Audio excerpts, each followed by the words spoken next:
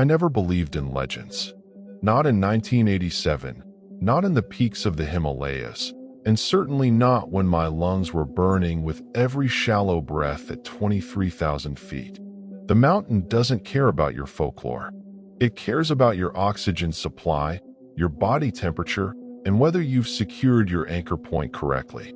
That's what kept me alive for 12 years as a professional climber and expedition photographer. Facts. Physics. The brutal mathematics of survival. My name is David Kellerman, and I came to the Kanchenjunga Massif in late October with one objective: to document the Norwegian climber Henrik Solberg's solo attempt on the unclimbed northeast face. The magazine that hired me, Outside Quarterly, wanted the exclusive story. Henrik was already famous for his alpine achievements, but this was different. This was the third highest mountain in the world, and he was attempting it without supplemental oxygen, without radio contact, without a support team. Just him, the ice, and whatever god he prayed to in those long nights at base camp.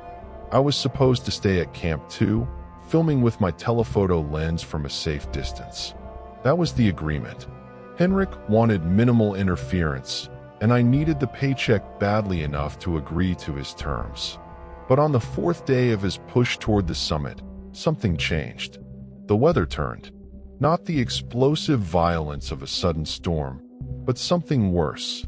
An eerie, suffocating calm that made every veteran Sherpa at base camp go silent and stare at the mountain with ancient worry in their eyes. The wind died completely. In the Himalayas, wind is constant, a relentless companion that howls and screams and tears at your tent until you think you'll go mad. But that morning, there was nothing. Just crystalline silence so profound that I could hear my own heartbeat echoing in my skull. I could hear the microscopic crackling of ice crystals forming on my beard. The absence of sound was more terrifying than any avalanche I'd ever witnessed. I radioed down to base camp. Static. I tried Henrik's frequency, even though I knew he'd turned his radio off. More static. The solar storm they'd warned us about had arrived early, frying communications across the entire region. I was alone at 21,000 feet with a camera, 3 days of food, and a growing sense that something fundamental had shifted in the world around me. That's when I made the decision that would change everything. I packed my climbing gear, loaded my 16mm Bolex camera with fresh film, and started ascending toward Henrik's last known position. The professional thing would have been to wait, to stay put, to follow protocol. But I'd seen enough climbers die from following protocol when their instincts screamed otherwise. My instinct was screaming now, a primal alarm that had nothing to do with weather patterns or oxygen levels. If you're drawn to stories where the line between myth and reality blurs in the world's most remote places, subscribe now. What happens next will challenge everything you thought you knew about what lurks in the thin air above the clouds. Asterisk, asterisk. The climb took 6 hours.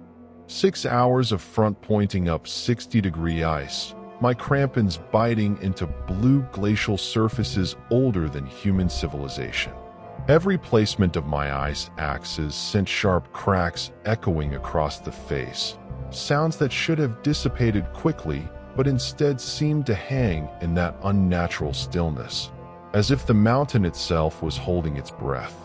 My goggles fogged constantly in the windless air, forcing me to climb half-blind, trusting muscle memory and the faint tracks Henrik had left 2 days prior. I found his tent at Camp 3 just before sunset. It was intact, properly staked, showing no signs of the damage you'd expect from high-altitude exposure. But Henrik wasn't there. His sleeping bag lay neatly rolled in the corner. His stove sat unused, fuel canister still attached. A half-eaten energy bar rested on top of his journal, as if he'd simply stood up mid-bite and walked away. I opened the journal with trembling fingers, though whether from cold or dread, I couldn't tell. The entries were methodical at first, technical notes about route finding and ice conditions. But the final page made my stomach clench. Henrik's normally precise handwriting had deteriorated into frantic scrawls. Third night.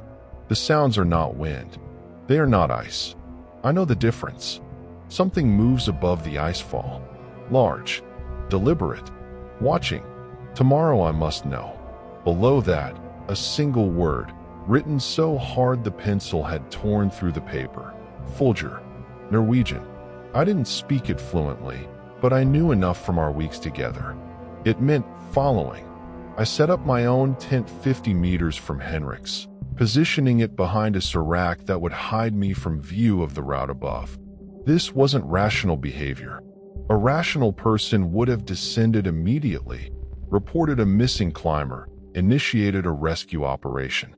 But something in Henrik's final entry had triggered a journalist's instinct I developed over years of chasing stories in war zones and disaster areas. The story wasn't over yet. Whatever happened to Henrik was still happening, somewhere up there in the dying light. As I assembled my camera equipment, preparing the telephoto lens and the sound recording equipment I'd brought for ambient mountain footage, I noticed something that made my breath catch. In the snow between Henrik's tent and mine, there were tracks. Not crampon marks or boot prints. These were different. They were enormous, at least 18 inches long, with 5 distinct toe impressions. Each print was deep, suggesting tremendous weight, but they were spaced far apart, indicating a stride length that would be impossible for any human. The tracks led upward, toward a couloir that cut through the face like a frozen scar. And there, barely visible in the gathering darkness, I saw a movement. I filmed it. That's what I'm trained to do. When reality fractures and presents you with the impossible, you document it. You roll film. You gather evidence. You become a witness instead of a participant, because the camera creates a barrier between you and the horror, a thin shield of professional detachment that lets you function when every instinct screams to run. Through my 400mm lens, perched behind the serac with my camera mounted on a tripod weighted with ice screws to prevent vibration, I watched Henrik Solberg climb towards something that shouldn't exist. He was moving slowly, deliberately, his red summit suit a drop of blood against the white and gray chaos of the upper mountain. Even from 800 meters away, I could see the exhaustion in his movements, the way he paused every few steps to rest, bent over his ice axe like an old man with a cane. But he was climbing upward, toward the couloir, with the focused determination of someone following a compulsion rather than a plan. The light was failing fast. In the Himalayas, there's no gentle dusk. The sun drops behind the curve of the earth and darkness rushes in like a predator. I had maybe 15 minutes of usable light left, and the film in my camera was expensive, irreplaceable. Every frame mattered. I forced myself to breathe slowly, to keep my hands steady, to frame the shot with the professionalism that had made my reputation. That's when I saw it properly for the first time. It emerged from behind a rocky buttress at the top of the couloir, moving with a fluidity that seemed impossible for something so massive. My first thought, the rational explanation my mind grasped for desperately, was that it was a bear. Brown bears had been documented at extreme altitudes in the Himalayas, driven upward by deforestation and human encroachment. But this was too large, too upright, too deliberate in its movements.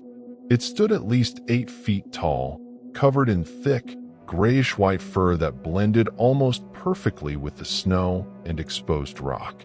Its shoulders were enormously broad, giving it a hunched, powerful silhouette that spoke of raw strength.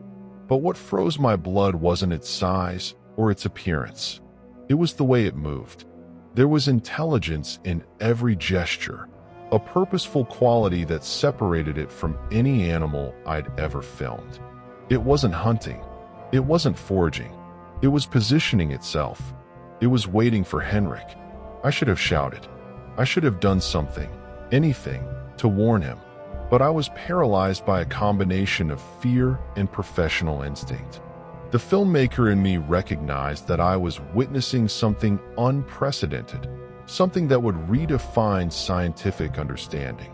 The human in me knew that interfering might trigger an attack, might get us both killed. So I did nothing. I just kept filming, my finger pressing the trigger button in steady 3-second bursts, conserving film while capturing every crucial moment. Henrik reached a ledge about 50 meters below the creature and stopped. Even without audio equipment sensitive enough to pick up sound at that distance, I could see him remove his goggles and stare upward. His body language changed. The exhaustion vanished, replaced by a rigid alertness. He'd seen it too. For what felt like an eternity, but was probably less than a minute, they faced each other. The creature made no move to flee or attack. It simply stood there, silhouetted against the darkening sky, massive and implacable. Henrik didn't retreat. Instead, in a gesture that made my stomach turn, he raised one hand in what looked like a greeting. The creature responded. It raised its own arm, mimicking Henrik's gesture with an eerie precision that immediately destroyed any remaining possibility that this was just an animal. The movement was too deliberate, too clearly communicative. This was intelligence. This was consciousness.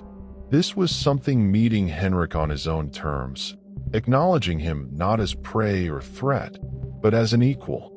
Through my lens, I watched Henrik begin to climb again, but differently now. He wasn't fleeing or pursuing. He was approaching. Each placement of his axes was careful, non-threatening, his movements slow and readable. He was treating this encounter like a negotiation, and somehow, impossibly, it seemed to be working. The creature didn't retreat as Henrik closed the distance. Instead, it lowered itself into a crouch, bringing its head closer to Henrik's level. Even through the viewfinder, I could see the intelligence in its posture, the way it angled its body to appear less threatening, the almost human quality of its patience. I was shooting film continuously now, burning through the magazine, unable to stop. My hands were shaking so badly that I had to brace the camera against the ice, but I kept rolling. Every second of this was unprecedented. Every frame was proof of something that would shake the foundations of primatology, cryptozoology, perhaps our entire understanding of what shares this planet with us. They were close now, perhaps 10 feet apart. Henrik removed his gloves, stuffing them into his jacket, and I realized with mounting horror what he was going to do. He was going to try to touch it. In the fading light, I could see him extending one hand slowly, palm up, in the universal gesture of non-aggression. The creature washed his hand with what I can only describe as consideration. Its head, massive and covered in thick fur that obscured most of its features, tilted slightly. I caught a glimpse of its face through the lens and felt something primal twist in my gut. The eyes were wrong. Not animal eyes, with their flat, instinct-driven stare. These eyes held depth. They held thought. They held something that looked almost like sadness. The footage I captured in those next moments would never see publication. It would never win awards or change scientific paradigms. Because what I witnessed next revealed why these creatures have remained hidden for so long, and why they'll remain hidden until we're ready to understand what we've lost. Stay with me. Asterisk asterisk. The creature reached out its own hand, and for one impossible moment, human and myth touched. Henrik's small, gloved fingers met the creature's massive, fur-covered palm in a gesture of connection that spanned species, perhaps spanned evolutionary epochs. I was weeping behind my camera, tears freezing on my cheeks, unable to process the magnitude of what I was documenting. Then everything shattered. A sound erupted from somewhere behind me, a metallic scraping that could only mean one thing: another climber. I spun away from my camera, my heart hammering, and saw lights descending from the upper camp. A rescue team. Someone at base camp must have gotten through on the radio, must have reported Henrik missing, must have sent help despite the solar storm and the impossible conditions. The creature heard it too. Its massive head swiveled toward my position, and even at 800 meters, I felt the weight of its gaze. It had known I was there. Of course it had known. These mountains were its domain, and I was an intruder with all the subtlety of a brass band in a cathedral. What happened next occurred in seconds, but felt like slow motion. The creature released Henrik's hand and rose to its full height. Henrik shouted something, his voice carrying across the distance, but incomprehensible. The creature took one step backward, then another, moving with incredible speed despite its size. Within moments, it had disappeared back behind the rocky buttress, vanishing as completely as if it had never existed. Henrik turned toward my position, and even at that distance, I could see the fury in his body language. He'd spotted my tent, my camera setup. He knew I'd been filming. He knew I'd witnessed the encounter. And in that moment, I understood that I hadn't just documented the meeting between man and legend. I destroyed it. The rescue team reached Henrik within the hour. I packed my equipment in frantic haste, hands numb from cold and fear. The camera, the film, the evidence. It was all there, safely sealed in magazines that would survive the descent. I'd done my job. I'd captured something that would change everything. But as I began my descent toward base camp, moving by headlamp through the absolute darkness of a Himalayan night, I couldn't shake the feeling that I was being followed. Not by the rescue team, who were still dealing with Henrik above. Not by another climber. By something else. Something that had just learned that its secret was no longer safe. The tracks I found the next morning, circling my tent but never approaching closer than 50 meters, confirmed what I already knew. The creature had come for me during the night. It had watched me sleep. It had made a decision about what to do with the man who'd violated the sanctity of its encounter with Henrik. It had chosen to let me live. But as I would learn in the days and weeks that followed, mercy always comes with a price. Base camp erupted into controlled chaos when we descended 3 days later. Henrik barely spoke to me during the climb down, his silence more damning than any accusation. The rescue team, a mix of Sherpas and 2 British climbers who'd been attempting a neighboring peak, asked the obvious questions. What happened up there? Why did you leave Camp 2? Did you find any evidence of what made Henrik deviate from his route? I lied. I told them I'd seen signs of summit fever, erratic behavior, the early stages of cerebral edema. I showed them Henrik's journal entry, letting them interpret Fulgur as the paranoid delusion of a man suffering from altitude sickness. They nodded with the weary understanding of people who'd seen high-altitude psychology break stronger men than Henrik. The film magazines stayed sealed in my pack. I told no one what I'd captured. At base camp, I developed a fever. Not the altitude sickness that had been my convenient excuse, but something else. Something that felt like my body was rejecting what my eyes had witnessed. I spent 2 days in my tent, shaking with chills despite the pile of sleeping bags the Sherpas brought me, listening to the camp's nervous speculation about Henrik's episode. On the 3rd night, Henrik came to my tent. He didn't knock or announce himself. I woke to find him sitting cross-legged at the foot of my sleeping bag, his headlamp off, barely visible in the darkness. For a long moment, neither of us spoke. Outside, the wind had returned, battering the tent with familiar violence. The unnatural silence was over. "You filmed it," he said finally. Not a question, a statement. Yes. All of it. Everything I could see. Another long silence. When Henrik spoke again, his voice was different. Softer. Broken, perhaps. "I went up there to die, David. Did you know that? The solo climb, no oxygen, no radio. It was suicide dressed as ambition. My wife left me 6 months ago. My sponsorships were gone. I had nothing left except the mountain, and I thought I'd let it take me. Respectfully, heroically, better than a rope in a garage. I didn't know what to say. In the darkness, his confession felt like a violation, an intimacy I hadn't asked for. But then I heard them, he continued. 3 nights of sounds that weren't wind, weren't ice. Deliberate sounds. Communication. I realized something was watching me, and it wasn't indifferent like the mountain. It was curious, maybe even concerned. So I followed the sounds instead of continuing up. I wanted to know what could possibly care about one more stupid human trying to touch the sky. What happened up there, Henrik? After the rescue team came. He was quiet for so long I thought he wouldn't answer. Then, it spoke to me. Not in words. In thoughts. In images. In feelings that appeared in my head like they'd always been there. It showed me what it guards. What we've lost. What we're still losing. The Yeti. Don't call it that, he snapped. That's not what they are. They're not legends or monsters or cryptids for documentaries. They're witnesses. Caretakers.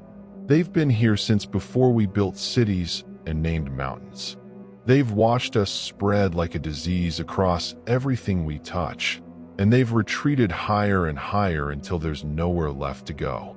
His voice broke on the last words. In the darkness, I heard him crying, quiet sobs that spoke of a grief too large for one person to carry. It showed me its children, David.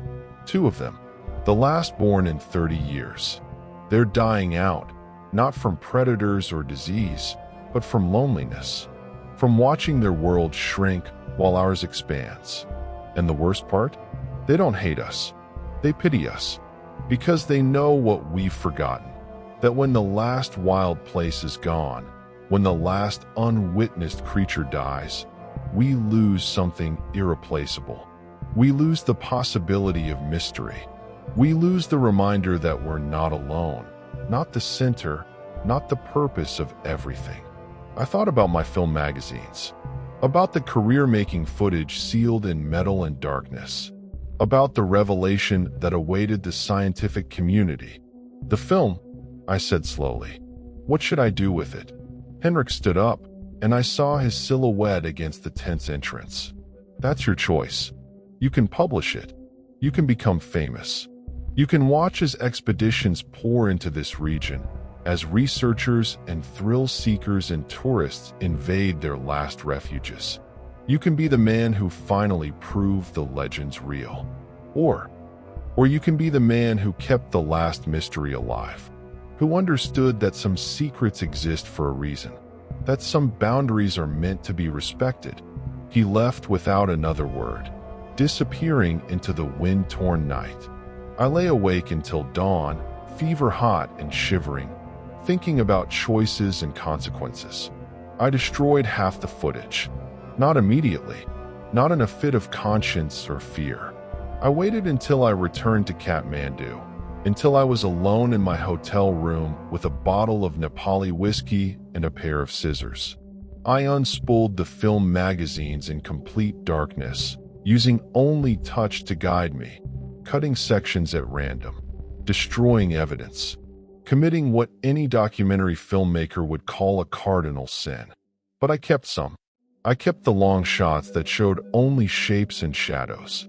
I kept the footage of Henrik climbing alone before the encounter. I kept everything that could be rationalized, explained away, written off as misidentification or camera tricks or the delusions of altitude and isolation. What I destroyed were the close-ups, the moments of contact, the frames where the creature's face was visible, where its intelligence was undeniable, where the truth was too clear to dismiss. Those strips of film I cut into pieces small enough to flush down a toilet in a bathroom that smelled of mildew and desperation. I kept one frame, just one, a single image that showed the creature's hand touching Henrik's, both silhouetted against the dying light. I kept it in my wallet, behind my driver's license. where I'd see it every time I needed to remember what I'd chosen and why. The article I wrote for Outside Quarterly focused on Henrik's successful rescue, his struggles with depression, and the psychological effects of extreme altitude. I mentioned strange sounds and unusual tracks, writing them off as possible bear activity. The edited footage I submitted showed mysterious shapes in the distance, ambiguous enough to generate interest but not proof. Enough to satisfy my contract, but not enough to change anything. The magazine published it with the headline, "The Loneliness of the Long-Distance Climber. Henrik Solberg's Dance with Death on Kanchenjunga."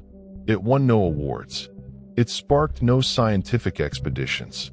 It faded into obscurity within months. Just another tale of human endurance in an indifferent wilderness. Henrik never climbed again. He moved to a small village in northern Norway, where he worked as a carpenter and refused all interview requests. We exchanged letters occasionally, brief notes that said little but meant everything. In one, he wrote, "They're still there. I go back sometimes, not to climb, just to listen. Sometimes I hear them. They remember me. They forgive us, even though we don't deserve it." I continued my career, filming documentaries about endangered species and disappearing ecosystems. Each project felt like penance, a way to document what we were losing before it vanished completely. But I never returned to the Himalayas. That door had closed, and I understood that opening it again would violate something sacred. The story should end there. A tale of restraint, of choosing silence over revelation. But 6 months after Kanchenjunga, I received a package with no return address. Inside was a photograph, taken with a camera far better than mine, showing me behind my telephoto lens, filming Henrik and the creature. Below the image, written in careful block letters, "We see you too." The watchers were watched. The witnesses were witnessed. And I understood then that the story was far from over. The photograph arrived on a Tuesday in March, 6 months after I'd returned from Nepal. I was living in a studio apartment in Seattle, editing footage for a documentary about Pacific Northwest salmon decline, when the mailman knocked with a package too large for my box. No return address. No postage marks that made sense. The stamps were Nepalese, but the postmark was illegible, smudged as if deliberately obscured. Inside the padded envelope was a single 8x10 photograph, professionally developed on high-quality paper. The image was crystal clear, shot with a telephoto lens far superior to my own equipment. It showed me behind my camera at Camp 3, filming toward the couloir where Henrik and the creature had met. The angle of the shot meant it had been taken from above and behind my position, from somewhere on the upper mountain where no human climber had been. The detail was extraordinary. You could see the frost on my jacket, the condensation on my camera lens, even the tension in my shoulders as I pressed the trigger button. But what made my hands shake as I held it was the timestamp visible on my watch in the image, 1743. The exact moment of contact between Henrik and the creature. Someone, or something, had been photographing me while I photographed them. Below the image, written in careful block letters with what looked like charcoal or thick pencil, "We see you too." I should have been terrified. Any rational person would have been. But instead, I felt a strange calm settle over me. The kind of clarity that comes when you finally understand the true scope of a situation you've been denying. They'd known I was there. They'd allowed me to film. And now they were letting me know that the surveillance went both ways, that the watchers could be watched, that nothing in their domain occurred without their awareness and consent. I pinned the photograph to the wall above my editing desk, where I'd see it every day. A reminder, a warning, a strange kind of comfort, knowing that somewhere in the high places of the world, something was paying attention. 2 weeks later, the dreams began. They weren't nightmares exactly, more like transmissions, images and sensations that arrived in my sleeping mind with the clarity of memory rather than the chaos of normal dreams. I would see the Himalayas from impossible angles, looking down from heights no human could reach. I would feel the cold, not as suffering but as neutrality, as natural as breathing. I would sense a vast, patient intelligence observing the movements of humans far below, tracking expeditions with the same mild interest we might give to ants building colonies in our gardens. And sometimes, in these dreams, I would feel something like sadness, an ancient grief for something lost or losing, a mourning for a world that was shrinking, growing louder, leaving no space for silence or mystery. I started researching, not the obvious sources, not the cryptozoology websites and conspiracy forums. I dove into anthropology journals, indigenous oral histories, accounts from explorers and mountaineers spanning centuries. What I found wasn't proof, but patterns. Consistent patterns across cultures and continents, all describing the same phenomenon. Guardians of wild places, beings that existed at the edges of human perception, watching and waiting. The Sherpa people had dozens of stories, but they were careful about who they told them to. The older generation spoke of Mitokongmi, not as monsters, but as protectors, beings who ensured that some places remained sacred, untouched. They spoke of encounters that changed people, that sent them back to civilization with altered perspectives and an inability to exploit what they'd witnessed. I found an account from 1921, written by a British surveyor named Charles Howard Berry during the first reconnaissance of Everest. He described finding footprints in the snow and mentioned that his Sherpa guides called the creature that made them Mitokongmi, which his translator had rendered as Abominable Snowman. But Howard Berry had added a footnote, largely ignored by later sensationalists. His guides had said the creatures were holy, that seeing one was both blessing and test. The test part resonated with me, because ever since the photograph arrived, I'd been tested. My career had stalled. Contracts that should have been straightforward became complicated. Equipment failures plagued my shoots. Nothing catastrophic, but a steady accumulation of obstacles that felt almost purposeful, as if something was measuring my commitment, my willingness to honor the choice I'd made on that mountain. The turning point came in September, nearly a year after Kanchenjunga. I was in British Columbia, filming a documentary about grizzly bear conservation in the Coast Mountains. Remote work, weeks in the wilderness with just a guide and camping equipment. Exactly the kind of isolation that should have felt familiar and safe. On the seventh night, I woke to find all our equipment neatly stacked outside the tent. Not stolen, not damaged, just moved.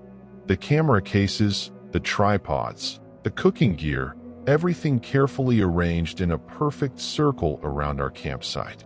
My guide, a Tsilhottin man named James who'd worked these mountains for 30 years, took one look at the arrangement and packed up camp without a word. We hiked out that day, a 12-hour forced march back to the nearest road. James didn't speak until we were in his truck, miles from the wilderness. Then he said, "You've been marked. The old ones know you. You need to decide if you're going to answer them or run from them, because they won't let you ignore them. The old ones. We have different names for them. The Sasquatch, some people say, but that's simplified for tourists. They're older than that name, older than our people's memory.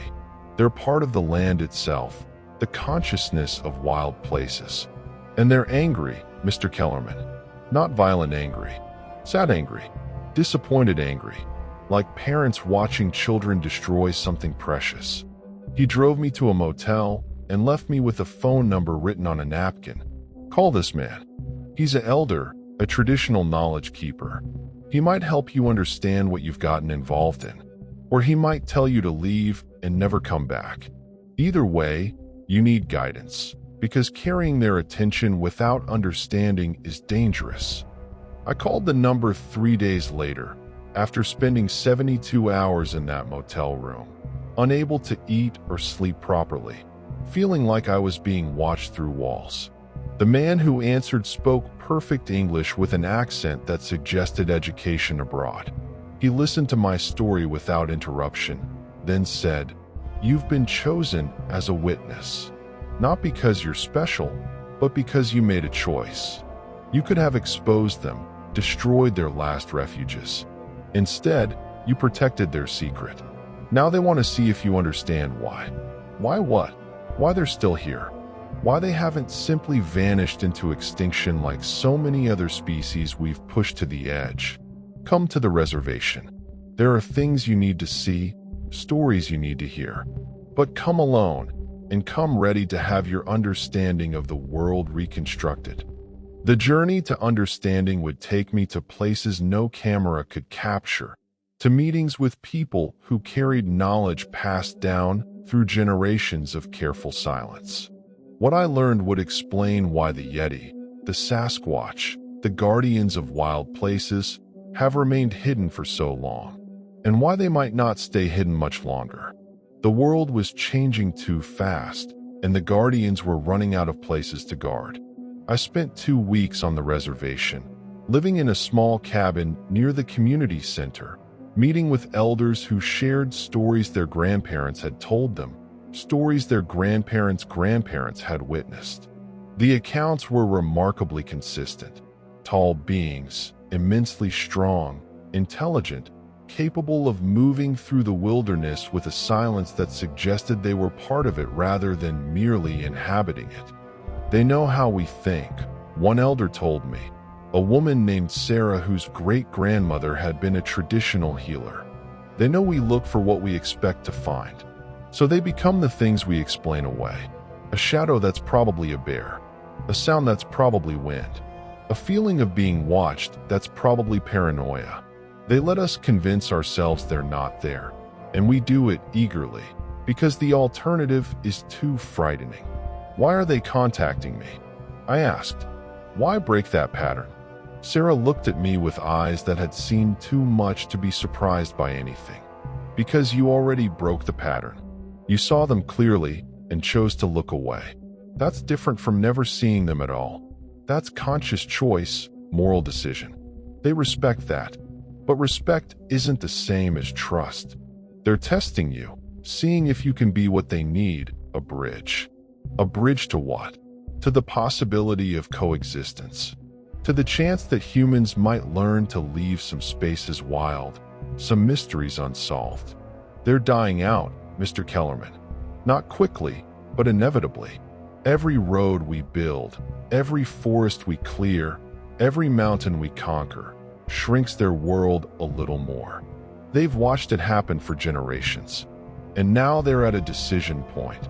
Vanish completely, or try one last time to make us understand what we're losing. That night, I had the most vivid dream yet. I was standing at the edge of a vast forest, looking into depths that seemed to have no end. In the darkness between the trees, figures moved, tall and silent. Not threatening, but observing, measuring. And I understood, with a clarity that transcended normal dreaming, that I was being evaluated. That my next choice would determine whether I became part of their solution or part of the problem they were trying to solve. I woke with a decision crystallized in my mind. I would go back, not to Nepal, but to the place where the second contact had occurred, the British Columbia wilderness where my equipment had been arranged in a circle. I would go alone. I would go unarmed. And I would wait to see if they wanted to continue the conversation that had begun when I chose to destroy half my footage. I returned to the coast mountains in early November, the beginning of winter, when most sane people had already left the high country. I told no one where I was going. I left my professional camera behind, bringing only a small digital camera for basic documentation. No telephoto lenses, no recording equipment. just the essentials for survival, and a journal where I planned to write everything I couldn't film. The first 3 days were unremarkable. I hiked to the location where James and I had camped, set up my tent, and waited. The weather was brutal, early season snow alternating with freezing rain, the kind of conditions that test your gear and your commitment equally. I spent most of my time huddled in my sleeping bag, conserving calories, listening to the wind tear at the tent fabric. On the fourth night, the wind stopped. Just like in the Himalayas, that unnatural silence descended, so complete that it felt like the world had been placed under glass. I lay in my sleeping bag, heart pounding, waiting. The smell hit me first. That distinctive musk that I remembered from reading expedition accounts. A smell like wet dog mixed with something darker, more primal. It was so strong it made my eyes water, seeping through the tent's ventilation. Then came the sounds, footsteps in the snow, heavy and deliberate, circling the tent in a pattern that felt more like investigation than threat. I should have been paralyzed with fear, but instead, I felt an odd calm. This was what I'd come for. This was the test. I unzipped my sleeping bag, put on my boots and jacket, and opened the tent. It was standing 20 feet away, fully visible in the moonlight that reflected off the snow. Larger than the one I'd filmed in Nepal, or perhaps just closer, more imposing.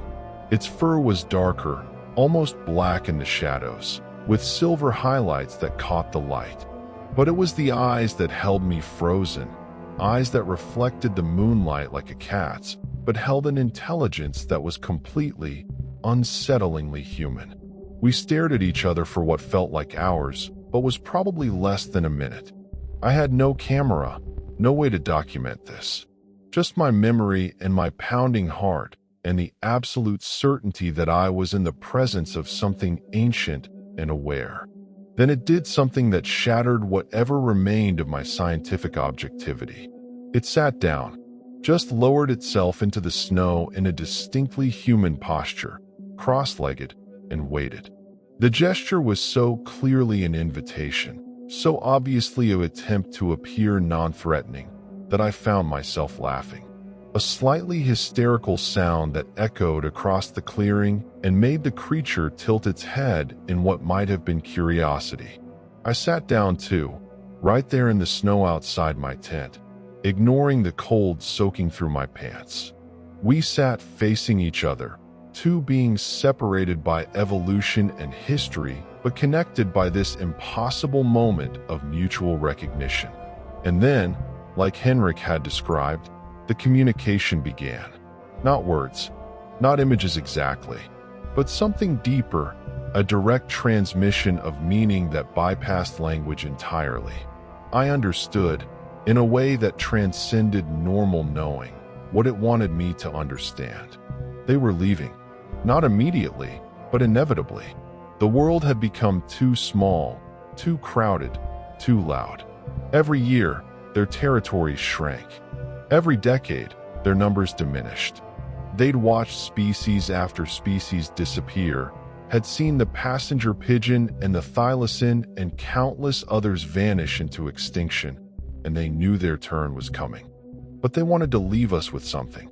A memory, a reminder, a possibility. They wanted witnesses who understood what was being lost, who could carry the knowledge that mystery had once existed, that the world had once been large enough for wonders. The communion lasted until dawn. I don't know how else to describe it. We sat in the snow as the night wheeled overhead, and I received something that felt like a downloaded understanding of their history, their perspective, their grief. When the first light touched the eastern horizon, the creature stood, and I understood that our time was ending. It approached me then, close enough that I could have reached out and touched it. This close, I could see the individual hairs of its fur, the texture of its skin where it showed through around the eyes and mouth, the unmistakable intelligence in every feature. It was like looking at a mirror held up by evolution, showing us what we might have become if we'd chosen a different path. It placed something in the snow between us and backed away. Then, with a speed that seemed impossible for something so large, it vanished into the tree line. I heard its footsteps receding for maybe 30 seconds, and then the normal sounds of the forest returned. Birds calling, wind moving through the branches. The spell was broken. I looked down at what it had left, a small bundle wrapped in bark and tied with plant fiber. Inside were three things. First, a tuft of its own fur, coarse and gray-white. Second, a piece of stone carved with symbols I didn't recognize, worn smooth by handling. Third, and most disturbing, a photograph.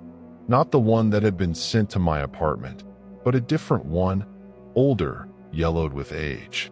It showed a group of Victorian-era mountaineers posing with their equipment. And in the background, barely visible among the rocks, a tall figure watching them. The same choice extended across generations. Watch and document, or watch and protect.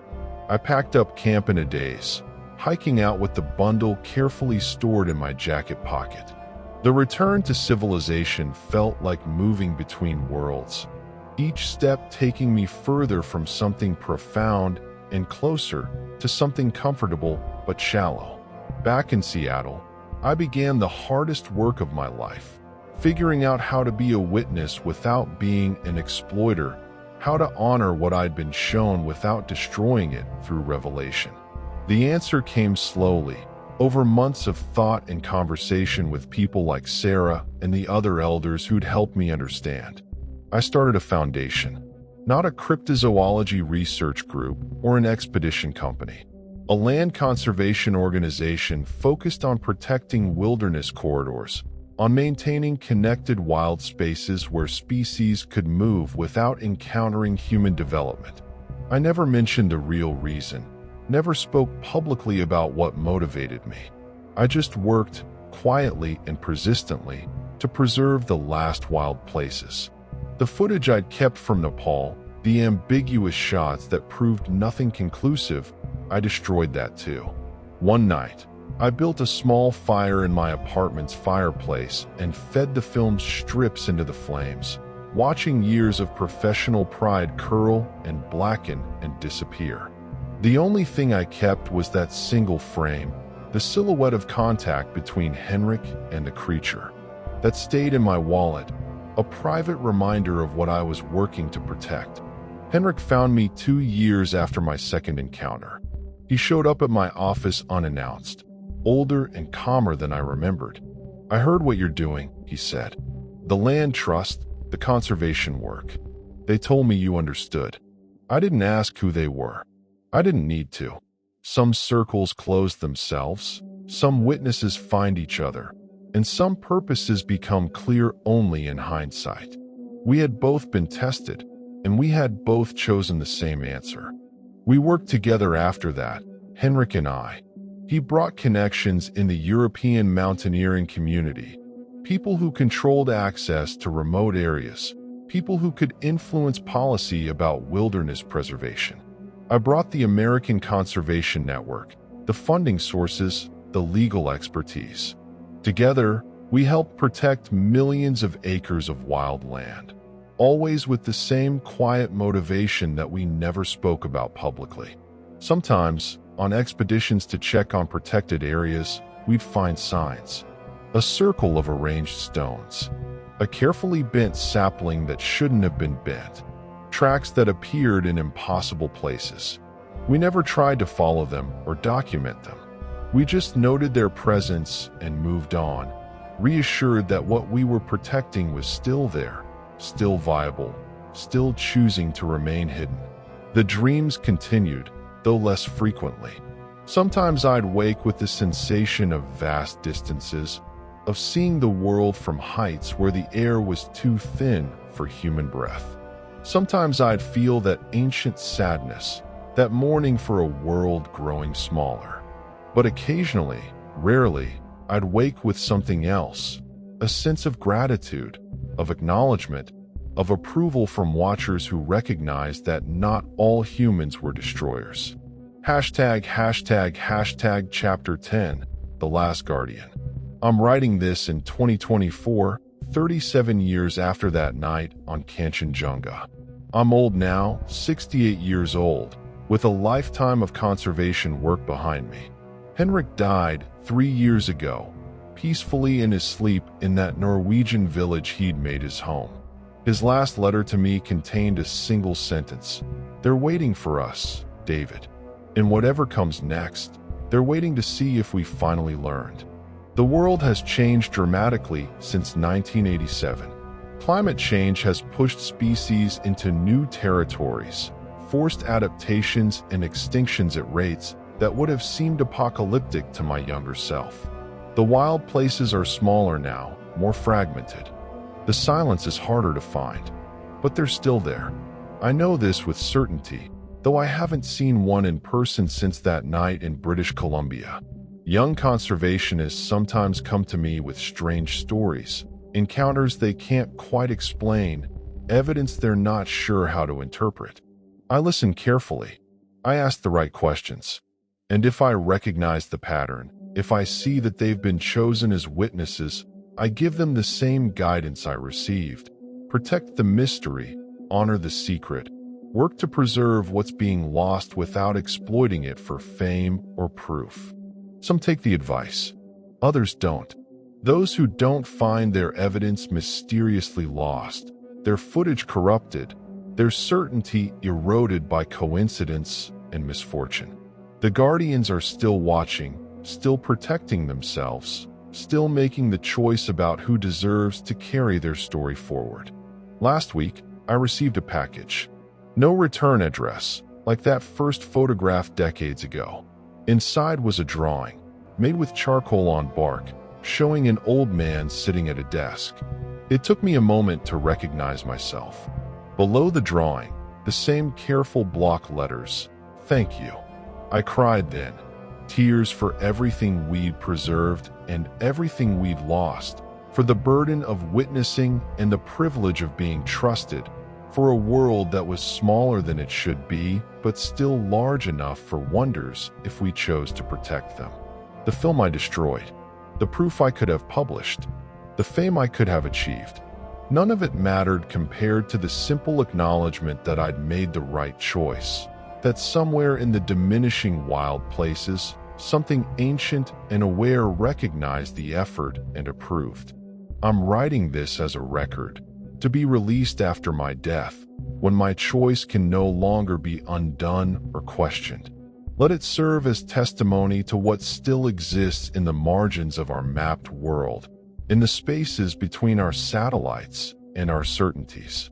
Let it be a reminder that some truths are preserved through silence rather than proclamation, that the greatest discoveries might be the ones we choose not to share. The Yeti is real. The Sasquatch exists.